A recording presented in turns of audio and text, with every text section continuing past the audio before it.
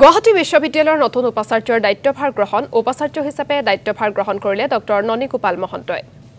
আমি পুনৰবাৰ দৰ্শকসকলক জনাইছোঁ ননীগোপাল মহন্তই আজি দায়িত্বভাৰ গ্ৰহণ কৰিছে। গুৱাহাটী বিশ্ববিদ্যালয়ৰ নতুন উপাচাৰ্যৰ দায়িত্বভাৰ গ্ৰহণ ডক্টৰ ননীগোপাল মহন্তই আজি উপাচাৰ্য হিচাপে তেওঁ দায়িত্ব গ্ৰহণ কৰিছে।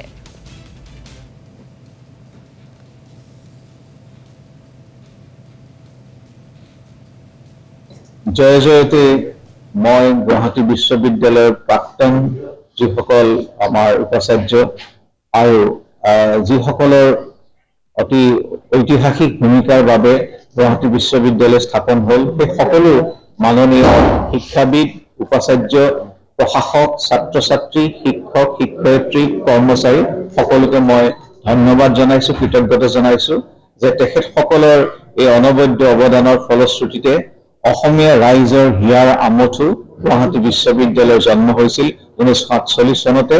এয়া গুৱাহাটী বিশ্ববিদ্যালয় হৈছে অসমৰ ৰাইজৰ আশাৰ সপোন আৰু এই আশাৰ সপোনৰ দায়িত্ব বৰ্তমান মই লাভ কৰিছোঁ আৰু মই আশা কৰোঁ ৰাইজৰ আমাৰ বিশ্ববিদ্যালয়ৰ কৰ্মচাৰী শিক্ষক ছাত্ৰ ছাত্ৰীৰ সহযোগত আমাৰ যিটো সপোন জিলিকাব লুইতৰে পাৰ তাক উদ্দেশ্য সপোন বাস্তৱত ৰূপায়িত কৰিবলৈ মই সক্ষম হ'ম বা মই মোৰ প্ৰয়াস সম্পূৰ্ণৰূপে কৰিম।